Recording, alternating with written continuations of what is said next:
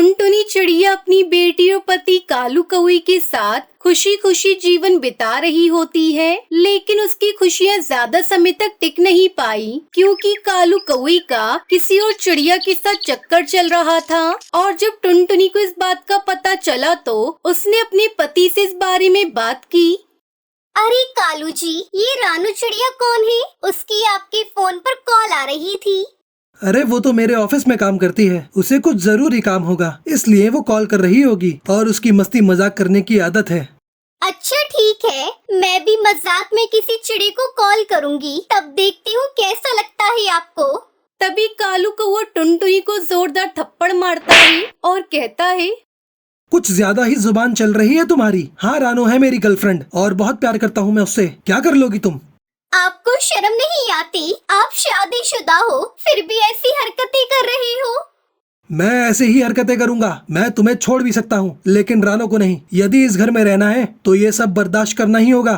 नहीं बर्दाश्त कर सकती मैं ये सब, और तुम जैसे अय्याश और धोखेबाज पति पर मैं अपनी बेटी को नहीं पढ़ने दूंगी। ये सब बातें सुनकर कालू कौवा से घर से बाहर निकाल देता है। वो अपनी बेटी को लेकर मायके आ गई। उसने अपनी माँ और पिता को सारी बातें बता दी। मुझे यकीन नहीं हो रहा है दामाद जी ऐसा कर सकते हैं। बेटी, अब जैसा भी है जो भी है वो तेरा पति है, रहना तो उसी के पास पड़ेगा। लेकिन माँ, मैं उसके पास नहीं रह सकती हूँ। उसके अंदर कोई भी कमी होती तो मैं बर्दाश्त कर लेती, लेकिन किसी दूसरी चिड़िया का चक्कर मैं बर्दाश्त नहीं कर सकती। मेरी बेटी का क्या माँ? उसके ऊपर उसके बाप की गंदी हरकतों का क्या असर पड़ेगा? बेटी, तेरी सारी बातें सच है, पर तू ही सोच, हमने तेरी शादी में कितना पैसा लगाया है। बहुत कर्ज हो गया था हमारे ऊपर, अब तक वो कर्ज दे रहे हैं। बेटी, हम तो तुझे यही सलाह देंगे, तुम अपने ससुराल जाओ और अपने पति को बदलने की कोशिश कर। टुनटुनी को अपने माता पिता की बात समझ में आ जाती है, लेकिन उसे ये भी अच्छी तरह से पता था कि उसका पति कभी नहीं सुधरेगा। पर टुनटुनी के पास और कोई रास्ता भी नहीं था, इसलिए वो बेचारी दोबारा अपने पति के घर चली गई। उसे देख उसका पति कहता है, आ गई वापस? निकाल दिया तेरे माँ बाप ने घर से? पता था मुझे, वो भिखारी तुझे और तेरे बच्चों को रख नहीं पाएंगे। चल जाकर अब खाना बना। टुनटुनी चुपचाप खाना बनाने चली जाती है। उसके बाद कालू कौवा टुनटुनी पर बहुत अत्याचार करने लगा, क्योंकि कालू को पता था कि टुनटुनी के माता पिता बहुत गरीब हैं। वो उसका कुछ नहीं बिगाड़ सकते। एक दिन दूसरे जंगल से कालू की माँ सुंदरी कौवी आती है। माँ, अच्छा हुआ आप आ गई। मैं यहाँ बहुत अकेलापन महसूस करती हूँ। अरे बहू, कैसी बातें करती है? तेरा बच्चा है, पति है, फिर भी तो अकेली है। चल कोई बात नहीं, कभी कभी लगता है ऐसा। फिर टुनटुनी चिड़िया अपनी सास और पति के लिए चाय बनाकर लाती है। कालू चाय पीते ही टुनटुनी को सुनाने लगा, ये क्या बनाया है? तुम्हें अभी तक चाय बनाने नहीं आई? घर में पड़ी पड़ी करती क्या है तू? चाय बनाना ही सीख लिया होता। अरे बेटा, क्या हो गया? चाय अच्छी तो बनाई है बहू ने, क्यों इतना सुना रहा है बहू को?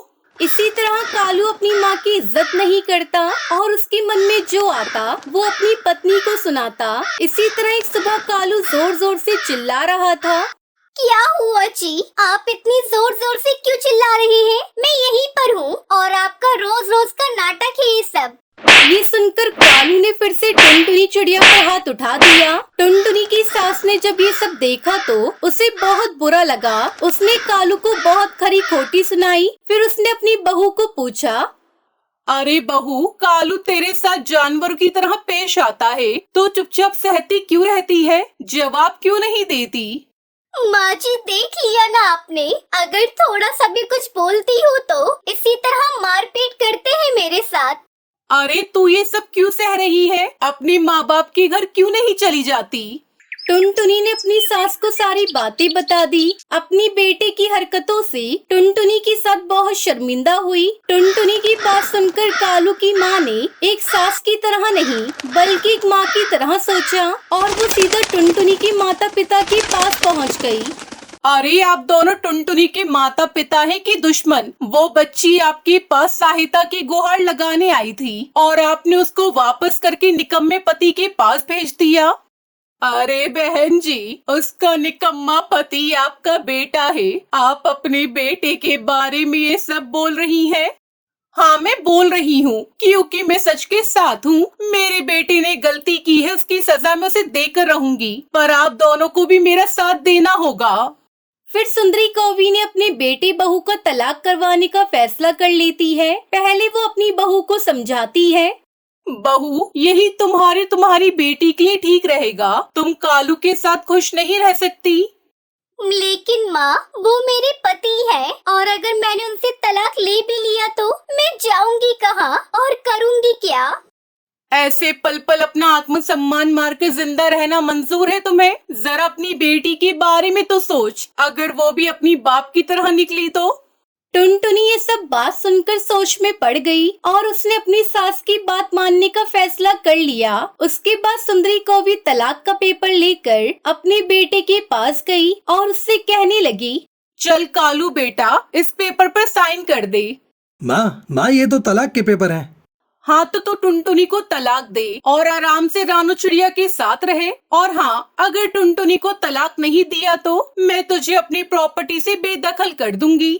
अपनी माँ की धमकी से डरकर कालू टुनटुनी को तलाक दे देता है। सुंदरी कौवी अपनी बहू की दूसरी शादी करवा देती है। वो टुनटुनी को नई जिंदगी की नई शुरुआत करने के लिए ढेर सारे पैसे देती है और इसके अलावा अपनी प्रॉपर्टी का आधा हिस्सा टुनटुनी की बेटी के नाम कर देती है। सुंदरी कौवी के इस काम से टुनटुनी के माता पिता भी बहुत खुश होते हैं। वहीं दूसरी तरफ कालू अकेला रह जाता है क्योंकि आधा हिस्से वाले पति में रानू चिड़िया को कोई इंटरेस्ट नहीं था। वो भी कालू को छोड़कर चली जाती है। पता नहीं ये सावन भादों का महीना क्यों आ जाता है। जब भी ये बारिश का महीना आता है, हम गरीबों की परेशानी बढ़ा देता है। टुनटुनी बहू, अरे ओ टुनटुनी बहू, पता नहीं ये टुनटुनी बहू कहाँ चली गई।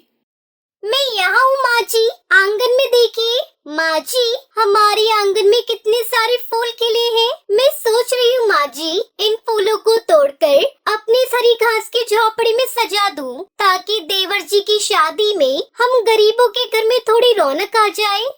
अपनी गर्भवती बहू टुनटुनी चिड़िया की इस बात पर सुंदरी की आंखें भर आती हैं। जो तुझे ठीक लगे कर दे बहू। वैसे भी एक गरीब के घर की शादी तो ऐसी ही होती है। और जल्दी से अंदर आ जा, कालू को हल्दी भी लगानी है। पूरा परिवार कालू कौवे को हल्दी लगाता है। देवर जी, आपकी भाभी होने के नाते मैं भगवान से बस यही मांगती हूँ कि ये हल्दी का शुभ रंग आपकी जिंदगी में खुशियाँ भर दे। फिर टुनटुनी चिड़िया के बाद उसके परिवार के सभी पक्षी कालू को हल्दी लगाते हैं। तभी टुनटुनी चिड़िया के ससुर वहाँ आ जाते हैं। आप सभी को शादी का न्योता दे आए ना? है ऊपर वाले, सभी को शादी का न्योता तो दे आया, मगर गिने चुने पक्षी ही हम गरीबों की शादी में आएंगे, क्योंकि हम घास के घर में जो रहते हैं, इसलिए कोई भी पक्षी हमारे घर की शादी में नहीं आना चाहते। अगले दिन कालू और रानू चिड़िया की शादी हो जाती है और रानू बहू बनकर ससुराल आ जाती है। तभी टुनटुनी चिड़िया सोने के लिए सूखी घास को लाकर बिछा देती है, मगर उस घर में जगह कम होने के कारण किसी न किसी को रात जाकर काटनी पड़ती थी। तभी मौसम खराब हो जाता है और जोर जोर से बादल गरजने लगते हैं। लगता है बहुत जोरों से बारिश होगी। तुम सभी सो जाओ, मैं जागती हूँ। वैसे भी मुझे नींद नहीं आ रही है। हे ऊपर वाले, भगवान के लिए आज हमारी छत में मत बरस। आज ही मेरे बेटे की शादी हुई है और हम गरीबों के घर में नई बहू आई है। बेचारी डर भरी मन से उम्मीदें लगाकर ऊपर वाले से मिन्नतें कर रही थी। थोड़ी देर बाद सभी की आंखें लग जाती हैं। तभी और तेज बारिश शुरू हो जाती है, जिससे घर की छत की मिट्टी गलने लगती है और आंधी तूफान में छत की घास भी उड़ जाती है, जिस कारण उनके घर की छत जगह जगह से टपकने लगती है और बारिश के पानी से उनका घर भरने लगता है। जिसका डर था वही हुआ। हमारे घोंसले की छत टपक रही है। अजी उठो जी, देखो यहाँ क्या हो रहा है। इस तरह बारिश के चलते सभी आधी रात को नींद से जाग जाते हैं और जल्दी जल्दी बारिश के पानी को घर से बाहर फेंकने लगते हैं। बारिश का पानी साफ करते हुए रात से सुबह हो जाती है और अब बारिश भी थम जाती है। बारिश थम गई है, चल भाई काम पर चलते हैं। आज हमें उस घर को बनाकर पूरा करना है और सफाई भी करनी है, नहीं तो सेठ हमें काम से निकाल देगा और 2 वक्त की रोटी कमाने में भी आफत आ जाएगी। सुनिए जी, रुकिए, मैं चाय बनाकर आप दोनों को दे देती हूँ। कालू और उसका छोटा भाई लालू ज्यादा पढ़े लिखे नहीं थे, इसलिए 2 समय की रोटी कमाने के लिए दिहाड़ी मजदूरी का काम करते थे।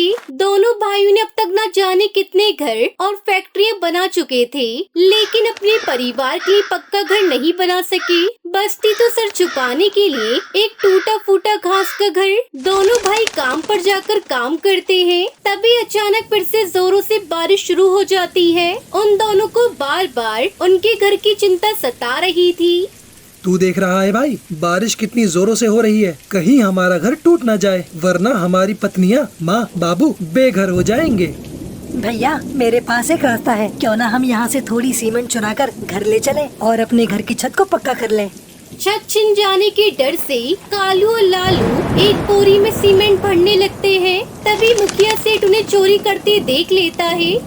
अरे बेईमान, कामचोर कालू और लालू, ये सीमेंट की चोरी तुम दोनों को बहुत महंगी पड़ेगी। अरे ओ मजदूरों, बाहर फेंक दो इन दोनों को, अब तुम्हें 1 रुपया भी नहीं मिलेगा। और अगर आज के बाद यहाँ दिखाई दिए ना, तो तुम दोनों की टांगे तोड़वा कर कबाड़ बनवा दूंगा।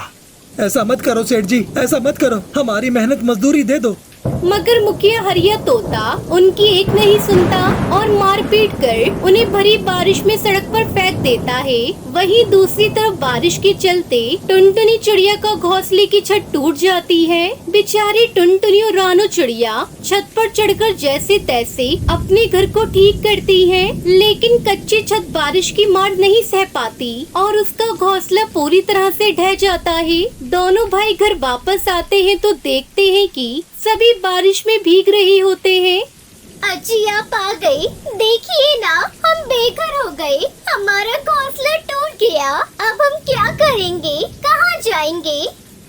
क्यों ऊपर वाले, क्या लिखा है तुमने हम गरीब की किस्मत में? पहले तो हम दोनों भाइयों की रोजी रोटी छीन ली और अब हमारी छत भी छीन ली। अजी ये क्या कह रहे हैं आप? फिर कालू कौआ सभी को सारी बात बताता है। टुनटुनी और रानो चिड़िया अपने ससुराल वालों की हिम्मत बढ़ाती हैं। माँ जी, कालू जी, माना कि हमारे पास ईंट खरीदने के लिए पैसे नहीं है, मगर सच तो ये है कि घर पैसे से नहीं परिवार से बनता है। हम इन पुराने प्लास्टिक बैग और पॉलिथीन और ना काम में आने वाली चीजों से अपना घर बनाएंगे, जिसे कोई आंधी तूफान तोड़ नहीं पाएगा।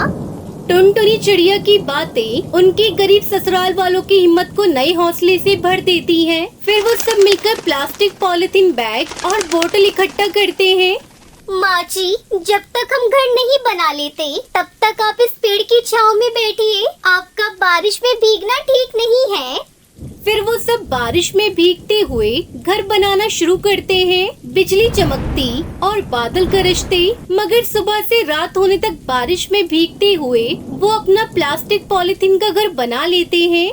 माँ जी, बाबूजी, चलिए सभी घर के अंदर चलिए, हमारा घर तैयार हो गया है। प्लास्टिक पॉलिथीन के घर के अंदर आकर ससुराल वालों के चेहरे खुशी से खिल उठे। बेटा, तुम चारों ने तो मिलकर बहुत बड़ी प्लास्टिक पॉलिथीन का घर बनाया है। अब हम में से किसी को रात भर जागना नहीं पड़ेगा। सुना था कि बहुएं ससुराल के घर आंगन में लक्ष्मी का रूप बनकर आती हैं। बहू, मुझे देखकर ऐसा लग रहा है जैसे हम गरीबों के घर में ऊपर वाले का भेजा हुआ कोई फरिश्ता हो तुम दोनों। वरना जब हम बेघर होकर सड़क पर आ गए थे, तब तुम दोनों अपने घर भी जा सकती थी।